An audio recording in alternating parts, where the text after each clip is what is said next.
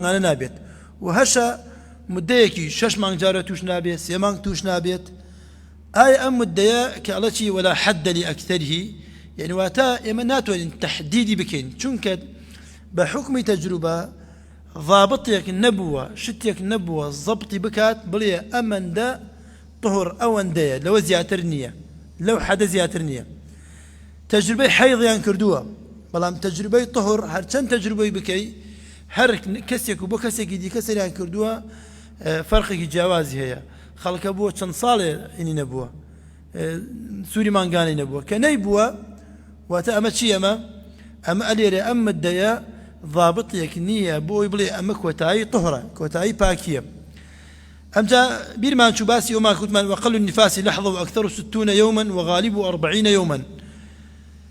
لمذهب إمام مالك وإمام الشافعي رحمة إخوائي لبيه ألين بحكم تجربة يمن نفاس من بينوا خوين من بينوا باشي ولادت باشي لدايق بوني من دال 20 روج زياتر بو يعني باشي تشل روجكا غالبة يعني زوربي خلقي زوربي أو كساني من دال يعني أبيت باش تشل روج خونا كان أو استيتوا هندي كسي كم تريش بيش تريش عزو تريش بلام أمتش الروجة وكو حدك فاصل دانا ونكو يعني همو آفرتك لا تشروجي أو استيتوا خلقي لا 20 روج خلقي لا دروج آفرتي وهبو بسير روج خوني واستوتوا آفرتي وهبو بساعاتك واستوتوا بلام شيء غالبه زوربي تشلكيا وأكثره يعني أكثره مدة نك أكثر المعتاد فرق بين أكثر مدة هي وأكثر المعتاد هي أكثر المعتاد يعني أوي عادتي خلق بيت زور بيديتنا تشلا بلام دريشترين مدة خايني بيت دواي زيستاني ودواي ولادة ودواي من دالبون لما زبي مالك شافعي رحمة إخوائي لبيه على شاستر روجا مالك وشافعي رحمة إخوائي لبيه على شاستر روج أبو حنيفة وإمام أحمد على على نتشل روج زياترنية أما غالبيتي وأكثريتي هم خوي غالبيتي والهمان كاتشاتيتي أكثريتي بلان وثمان أقربوا بيت يعني فرقة كيتشية شاست روج وتشل روج يعني أم فرقة كيتشية عيني بهمان شوي أحكامي حيض بهمان شوي أحكامي لسر بناء أكريت واتا لسر تشل روجكوا أم آفرته خويا شوريت لسر مذهبي كي خويا شوريت تشل روجكا مذهب إمام مالك وإمام الشافعي رحمة إخوان اللي المذهبي أوان لسر تشل روجكا خويا شوري باقي مدكي أو بس روجي كما وتوا حسابي تشي بوكات حسابي استحاضة واتا أم آفرته بهمان شيوا أتواني دزنيش بقري خوي باكاتوا وبينج وقتين يوشاكي خوي بكات بلام أجر لمذهبي أبو حنيفة لمذهبي عفوا لمذهبي إمام أحمد وأبو حنيفة وثمان لباش الروجكا خوان هات لمذهبي أمانتيا أما استحاضة لمذهبي مالك وشافعي لباش الروجكا شص روجكا استحاضة نية بريان لمذهب إمامي مالك وإمام الشافعي رحمة إخوان لبه لباش الروجكا حتى بقات الشصت بهمان حكمي هي همان حكمي كم روجي هي واتا أبي حتاكو أم الشصت روجتها ونبيت لمذهب مالك وشافعي نابي نيوشكات نابي قرآن بخوني نابي لتشيبكات نابي لميرد نزيك بيتوا بلام بوتمان لمذهب إمامي أبو حنيفة وأحمد رحمة إخوان لبي وأم قول راجح تلبران بحكم تجربة بحكم علم حديث أم حكمتيا أم علمه أم مدعي إمام أبو حنيفة وإمام أحمد راجح تلا كتشر جكتي بري كرت أم آفرتا أتشي خويا شوريت حكمي أويك باك بوتوا بلام أي أخوانا وادية شي ديكات حكمي استحاضة يا بريان حكمي استحاضة يا أم جبريان وأقل زمن تحيض فيه المرأة 9 يعني كم ترين مدة كم ترين تمن يعني آفرت لشي تمنيك يعني توشي سوري مانغانا أبيت لا كدس بيأكاد لأنه صالانا واتا أقربو بيت كتشيك آفرتيك بيش نو صالان خوني بو درست بو أم خونة چي بيوتريت خوێنی استیحاضە برایان ئەمە خوێنی حەیض نییە باشە لەمە چی ئیسفادە لەمە ئەکەین لەمەیە لەمە چەند شتێ ئیسفادەکەین یەکێکی ئەوەیە ئەگەر بوو بێت خوێنێک پێش 9 ساڵان بێت کە حکمی یەکەم وتمان حکمی استیحاضەیە واتە ئەم خوێنە ئەگەر هاتیش مانع نییە بۆچی بۆ نوێژکردن مانع نییە بۆ قورئان خوێندن مانع نییە بۆ چوونە ناو مزگەوتەوە ئەمە شتێکی ئەی مەسئلەی دووەم ئیسفادەی لێ ئەکرێت مسألة دوم إسفادي لأكريت أن لم تمنوا بلوغ دسبيكا برايان بلوغ دسبيكات أما بوكيا بو أفرت بلان بلوغ بو بياو جاي دواي باسيكين إن شاء الله بلان بو أقل زمن تحيض فيه المرأة 9 واتا لباب بوشي لباب طهارة هنا يتبرا أما بوشي لباب طهارة باسي حيضكات بوشي باسي أم تمنى أكاد وتال باب طهارة أم آفرتها ملزم أبي بأحكام طهارة لم زمنوا ملزم أبي بأحكام طهارة للنصالية ويترك شونا ونصالية وخيوني بيني أو خيونا حسابي شي بوكات طبعا وثمان خيون بمواصفاتي كباس ما كر بيشتر برايان باسي رنجي خيون نوعي خيون آزاري أو خيون دا شوازي خيون كوانية باس ما كرت أما أجر أم خواني بيني لنوصالي بسروا أما أتيت بابي حيضوا بيش نوصالي أحكامي حيضي بحساب ناكريت أجر تنانت روجك جبيت أيضا أتاكو نوصالي طبعا بلقيت الروجك شيء بنسبتي هنا بنسبتي زيستاني وبنسبتي ولادوا يعني بلقي أبو حنيفة وإمام أحمد شيء موتمان قولي راجح ميوانية أي بلقيان لسر أول شيء يعني أما طبعا قبيتها بيوتمان كتابي كأثر التقنية الحديثة في الخلاف الفقهي باس ما كرت يعني تقنيتي تازة يعني علمي تازة آمير بجهاز بهرشي وش تازانايا شني آسواري هي لسر ترجيح حكم شرعي طبعا لما يكم خال قبلين سلام سردمات دركوتوا بعلمي حديث قالت يعني زيستاني لتشلروج زياتر خيونكي خيوني لعين مجرى ونايت لجايك وتريد أو زيادة بيت لعين شون ونايت يعني تشلروج تاكو تشلروج لخيونكي ليك شونك وديت باش تشلروج كم مجرى خيونكي جوازة وتأمم معناه شيء معناه تأم خيوني بيشو إن ولادة أو يتر علاقي بوني إن التهابك شونك ديكه أم جا بلقيان أبو حنيفة طبعا أبو حنيفة إمام أحمد أم تقنيان نبيني بلام حكمي تجربة إخوان يكم دوهمشتش سيدي بلقيان كرد بلقيان لسأله وشيبو عن أم سلمة قالت كانت النفساء تجلس على عهد النبي صلى الله عليه وسلم 40 يوما وليلة أم سلمة رضاي خوي لسربيت على لسردمي في غمري خوي صلى الله عليه وسلم هر آفرتك توشي زيستاني ببوايا من دالي ببوايا أجر خيونكي نوستايا يعني خيونكي نوستايا تشل الروش تشاوري كرد واتا أجر خيونكي بيشتر بوستايا تشاوري تشل روشكي ناكرد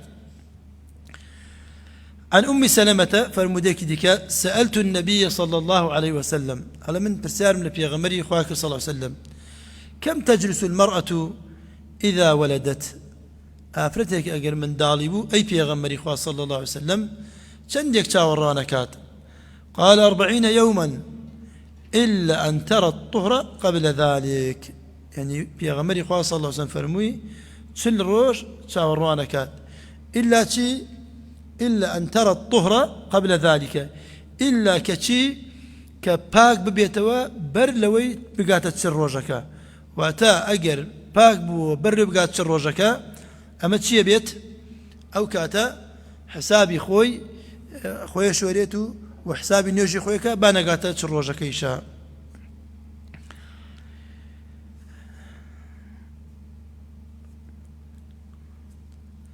برامجا فرموي وثمان وأقل زمن تحيض في المرض 9 سنين وانيا وأقل الحمل أمجا باسي كمترين مدي حمل 6 أشهر وأكثره 4 سنين وغالبه 9 أشهر عندي اشتي غريبي تيدا إن شاء الله يسوي باس أو شكين فرموا أقل حمل يعني كم ترين مدت كم ترين زمن كحمل تيا دروس بوبيت يعني مديك بي بوتريت أمام كم ترين مدي حملة شش مانا واتا أجر آفرتك شوي كرت بونمونا أمر آفرتك شوي كرت لخلال شش مانجا حملي بو دروس بو من دالي بو لخلال شش مانجا يعني لو روجي لغل ميردا جوت بو جماعي كردوا شش مانجي بيتشو أو واتا أم حملة شيا لم بياوتا واتا بي ناوتري أم حملة كسيك بلي أما حملة أونية أجر بيش تربو كم تربو مدكي كم تربو وجيت تهمية بريان جيت تهمة شون يعني جيت تهمية واتا لا فقهاء أجر بونو منا كسيك آفرتك ما ركرت لباش بينج مان من دالي بو واتا أم آفرتا بيشتر جماعي الكسيك ترا كردوا وإلا ببينج مان من دالي نابت يكي لكيشكان كدروس تبي زور جار لكاتي مارا برينا برايان يعني زور يكي لو كيشاني كدروس تبي وتوشي خلق بيتو يستعني خلق يعني بدوايا أم سردما يعني علاجك نوعا ما آسانة بلان بيشتر علاجي آسان نبو يعني آفرتك حملي ببوايا جهازك نبو زو كشفي بكات برلوي بكاتا أويك آشكرابيت واتا كيشي قولة درست بو أم سردما مثلا أقر بو بيت كسيك كتمان لبينج مانغان حملي بو درست بو كسيك شوي كرت ببينج مانغ حملي يعني حمل قزمان قشتا من البون خوي حمل بدو حفتة بلحظة دروس بيت بلام شيء بلحظة دروس بيت شنيك بقات أو بيت من دالي ببيت بو حملة أجر بينج مانغ بو أموت من جيت حمية يعني شيء واتام أفرت احتمال علاقتك ناشرعي قال كسي ترى دروس كذا بيت بيش أو يقول أم بياوي زواج بكات واتا حكم دان بسر آفرتك بل أم من دالك شرعية يعني من دالك ناشرعية بتشي حكم دريه كم تريش لبي شش مانغ لبين بيت لسردم إمام عمر روى الأثرم بإسنادي أنه رفع إلى عمر أن امرأة ولدت ل6 أشهر لسردم إمام عمر رضي الله عنه السربية أثرم رواياتي أثرم يكي لرواياتي حديثة يكي صاحب كتابك يكي لمصنفات حديثة على آفرتك كان برس كرده ولا إمام عمر يعني برس كرده يعني كشكان برس كرده بردم إمام عمر وتيان في أم آفرتا جيت تهمته بشش مانج من دالي بوا فهم عمر برجمها يعني همتشي وهات خلوك بيبليكا كرجمي بك أم آفرتا بقرن رجمي بك أنا بلم آفرتا زناي كردو چونك معتاد بلا أوان معتاد بلا حود مانغان هشت مانغان نو مانغان آفرت لروجي الزواج من دالي أبيت بلام أم آفرت لشش مانغان من دالي بو فقال علي يعني إمامي علي رضي الله عنه ليس لك ذلك قلت يا إمام بوتني الرجم بكي فقال ولما يعني قلت يا علي ولما قال لأن الله تعالى يقول والوالدات يرضعن أولادهن حولين كاملين أما قلت إمامي علي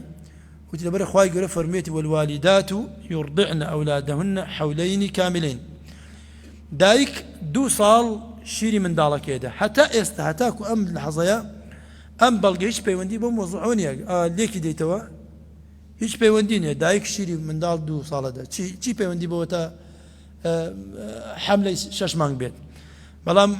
چي فرمو إمام علي وقال تعالى وحمله وفصاله 30 شهرا أم جاء فرمو إمام علي خواهي يقول لآياتك ديك فرمويتي حملكي وشيردانكي 30 شهرا يعني كوي حمله كوي شيردان چنيكا سيمانغا أي كوي شيردان 2 صالة 2 صال چنيكا 24 مانغا سيمانغ 24 لدركا شاشي مايوا واتا استنتاجك درك الإمام علي فقال عمر لا رجم عليها فخلى سبيلها وولدت المرأة مرة أخرى لذلك المدة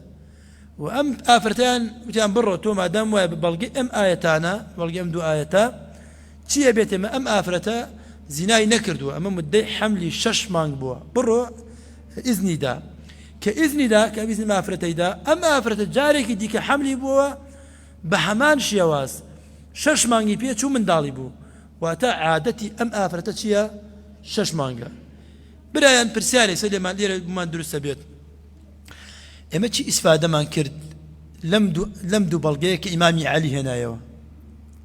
استفاده أصولي سوديك أصولي چی لورقرين لم دو بلغيه إمامي علي هنايا إمام علي دو بلغيه هنايا يكي ابتداء علاقي بيونيا حتى أو كيترني أو برايان أو استفاده لك إنما حكم دان لسل مسألتك الشرعي نابي بالتنهايك بلغيه بيت إما بالتنهايك بلغيه بيت قبل وحمل وفصال 30 شهرا يعني جاري وهي مسألة كي تنها بلغيك لسرع تنها بلغيك كافية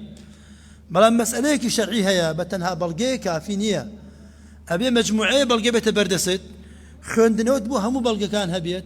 واقع كاني كلسري درس بو بخوني توا أو جا جاري وهي حكمك شرعي درس تبيت أبين أمام منهجك أصولية واتا منهج أصول فقه أجر الصحابة كتابي كانش لسرنا النسوبيت بلام علميان بي هبو شون إمام لنقل دق نصابكا وتا إمام علي الله شي بلقيك ليرة ودينت أما لصورتك أوج لصورتك ترى هردوك أنا تبران بريكوا أوجا وكو بيركاري اشتكي لدركاته وحكمك الشرعي لدركاته وتا إمام مسأليك الشرعي جاروا بيقبل جا حكمك يقلا أبيتوا بلام جاروا بيوسي بتشان بلقيك باشكو حكم شرعيك يقلاب بيتوا يان بتشن بلغيك حكمك شرعي لبيني او دو او تشن بلغيا در اتشيت وقت يسمى بيني من دو بلغيك ليري وبلغيك ليري هر دكان اگر بتن هابن هيج حكمك لي ورنا جيلت بلان بهر دكان تشيان لي ورغرت حكمك شرعي لي ورغرتوا وثمان جار وام كشي حمل شت لكاتي ما ربرينا درست بيت بداخو يسلم سردمه جاران ان عادتي خلق وابو كتش لا ما بر نيزقنا بوا حتى شي بوايا حتى كو او شو اي غوازنوا استا كتش سفرو سياحي دنيا لغلاكات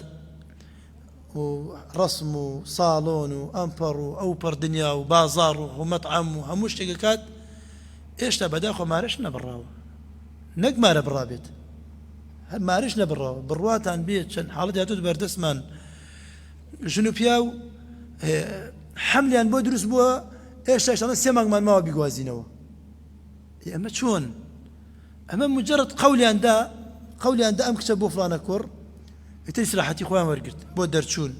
او جا شي شيء لدروس بيتو شي شيء لدروس بيتو اما باسي شرعي كاين اما جانب شرعي كعقد ليكرت كعقد ملائكه ما مسايكرت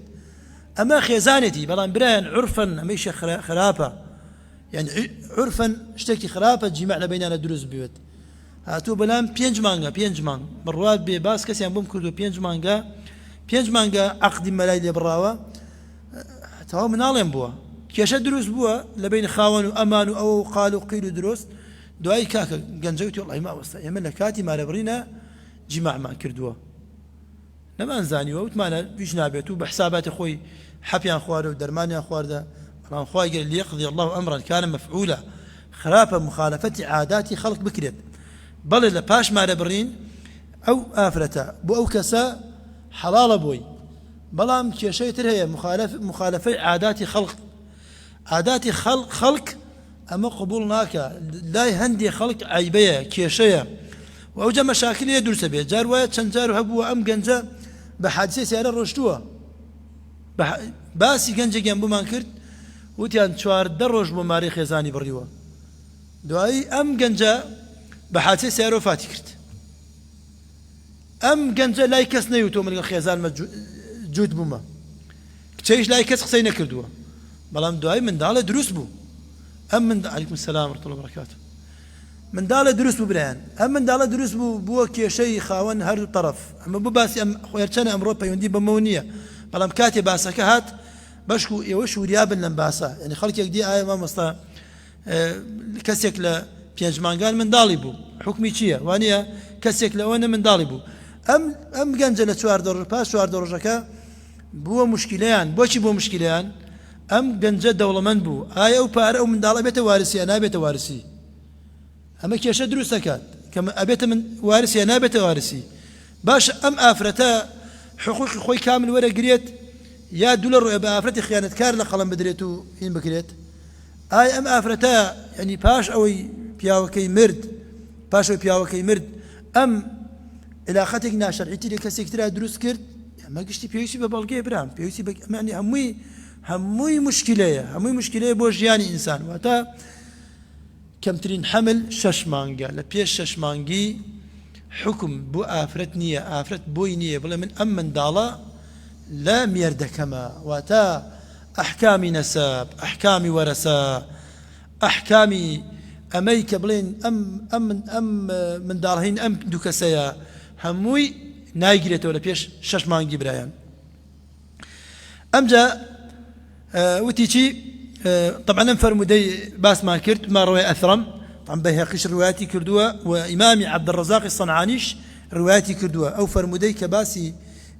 قصدك إمامي علو إمامي عمر رضي خوينا السربيت أو إيش باسيان كردوها قال وأكثره 4 سنين يعني أبي حمل شوار صال ببيت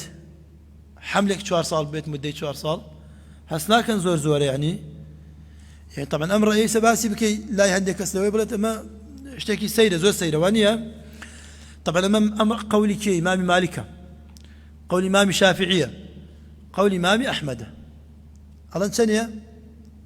ألان أجري حملك درجاي كان بيت شوار صال ببيت يعني آفرتك شوار صال من دالك لزكابيت إمام مالك قولك ديك هي على نك شوار صال بيان صال قولة تري لسر مذهب إمام مالك على نشي بيان صال وقولك ديك تري لسر إمام مذهب مالك على حوت صال يعني واتا أجر آفرتك يعني آسواري حملي بيه وديار بو أجري هي حوت صال شاوري بك قبل أما حول حملة تام من دالي بيت باشا أما تشي ليه بيتو أما كيشي تري زور لسر بران كيشي لسر شيء كيشي لسر كيشي تري لسر أجر آفرتك ميردكي مرد لم كاتيا لم مديا كسك ألا من آفرتي ألا من حمل هي طبعا حمل شيء بيت أبي أجم ميردي بمري حتى كو حملكي داننيات نابي شويتر بكابريان نابي أحكام شيء المتوفى عنها زوجها وربقريت يباش آفرتك حوت صال شاور بكات يا قرب سري بيري بيتر كسنات الدواي وانيها مديك حوت صال شاور بكات وقولك إمامي أبو حنيفة رحمة إخوالي بيت والروايات دوهم لمذهب إمام أحمد على الدو صال أما برحمترين اشتا أما يعني برحمترين شتا كتشيا كأكثر الحمل سنة دو صالة قول إمام أبو حنيفة والروايات كي كيكيا إمامي أحمد أما لان كم تريش تشيا دو صالة واتا أجر كسيك حملي دو صال باش دو صال حملكي نبو يعني أما أمن دبي أو تري أما مدي حمل لما زيادة المدي حمل نية بلام سير يقول ابن حزم كان على شيء ابن حزم أما يسأمهم قول ما باسكرت هر شوار مذهبك كم تريش على ثانية على دو صال هر شوار مذهبك والزور بي زورين على كم تريش سنة شوارة بلام يقول ابن حزم بقرن بشكو إمكات علين يعني عبرت بشيا ببلغيا عبرت بزوريني قسنية بأمل دل ما أنا بسلمين ريت بلغا بقوة بريان تقديسي بلغا هتاكو بلغي بقوة هبو نابي شبكي نابي بروي بو قولي زورينا بحر سنة زورينا جبن زورينا لبرانبر بلغا كمينا واتا أساس شيا دوشة لم بواره يا أما فرموديكي بيغمري خواه صلى الله عليه وسلم يا أما تجربيكي حق چونك أما أوانو تيان 4 صال و 5 صال وأمانة لناو خلقا باسيك أبو كفلان من الناس كيا فلان كس طبعا هيك امرأة ابن عجلاني بيوترين هلا لما أفرتك بوا باس بوا ل4 صال جاري حملك 4 صال بوا جارك حملك 5 صال بوا جاري حملك 7 صال بوا مدي حملكي وأتا تقريبا ب15 صال جسيا من دالي بوا أما أم حملة أم حكم شرعي كدانرة 4 صال و 5 صال و 7 صال قياسا سنة ما أفرته جواب زي ابن حزم شو جواب داته قال ابن حزم في أدلة المذهب: وكل هذه الأخبار مكذوبة. أما أخبار نكاتوتوا هم يدور للراستيوا هم راستينية راجعة إلى من لا يصدق ولا يعرف من هو. قال كم هم يقرت بكسيك هر نازني أم آفرته كيه إما آفرته نازني كيه وجاي بروايش نية. لا يجوز الحكم في دين الله تعالى بمثل هذا. هذا النابع حكم شرعي حكم إخوائي قولا بناء لسر أم مسألة إلى بكريت چونك على غالبي خلقي أو ببرشاو خلقي وتا نو مانجا بلا مثلا علمي حديث على شيء علمي حديث أجي زي سونار برايان هرشي لم سردم علم بيش كوتو در كوتوها عليت لباش نو مانجا أم من دالا أشد بابي مترسيوا زور بخاينة بمينيت أقات الدمانج زياترنية يق روج الدمانج زياترنية بلكو هندي جار دروج لباش نو مانجا زياترنية زور بي يعني أم الديا علي أوانيك تأخير بن خوي غالبا نو مانجا بلام أوانيك تأخير بن كأوانيك تأخير بن زور بيان دروج باش نو مانجا أمين زياترنا من يوم من دالا أي باش أم آفرتانا تشيبون أما تشيبوا أما شوار صال بابلين أجر صحيح بو أجر راست بو حكم الطب عليه شيء لسلم مشكلة عليه أما شيء علينا قديما دكتوري قديمش وكان يحتمل أن يكون انتفاخ البطن شيء من غازات احتمال غازات بالسكية وآفرتها بيت غازات دروس بالسكية وآفرتها تصوري حملي بوبكات بلام كي حمله دروس أو حوت صالك بونمونا حوت صالك بونمونا 6 صالو سيمانج أم آفرتنا خوشيكي لسكيا تشيما وكو غازاتك تصورك حملة بلام خوي لحقيقتها حمل نية لباش 6 صالو سيمانجك حملي بودرس بوا يعني حملة حقيقية آخر نومانج بوا لجياني حملة آخر نومانج بوا أمجا أوي بيشتر نخوشي بوا نيانزانيوا أمجا هندك شغلين يعني جاروايا دكتورة كان هلان جاروايا پارچە گۆشتێک لە زگەی ئافرەتە دروستە بێت بەڵام چونکە پێشتر سۆنار نەبووە ئەجیزە نەبووە شت نەبووە یعنی شتێک نەبووە چی بکات پێت بیسەلمێنێ ئەمە حمل نییە ئەمە پارچە گۆشتێکە مەگەر سکیام دەڕێن کوشت و خەلاسیانە کرد وانە ئەمجا بەبەسمانەوەیە هەرچی بینا کرا لەسەر پێشتر ئەمە نەخۆشیە بۆ لەسکی و ئافرەتانەیە بووە تەسەووریان کردو ئەمە چییە ئەمە حملە بەڵام لە حەقیقەتە چییە لحقيقة حمل نية أمانة أما يمدكش هالسنة درجة خايان أما حمل نية نخوشية علمي حديث داري كردوها بود دركات عندي أجهزة متطورة وهي لخلال حفتيك بود دركة حمل نية أو عندها متطورة بلان بيشتر شيء نبو هيش نبو هر أو آفرتا دولار زكي بايجي بكر دايا مديكي بيه بشوية عندما حمله همجا أجر يبو أو نخوشية أو باية لزكيا كان صالب ما يتوا أو جا حمل دروس ببوايا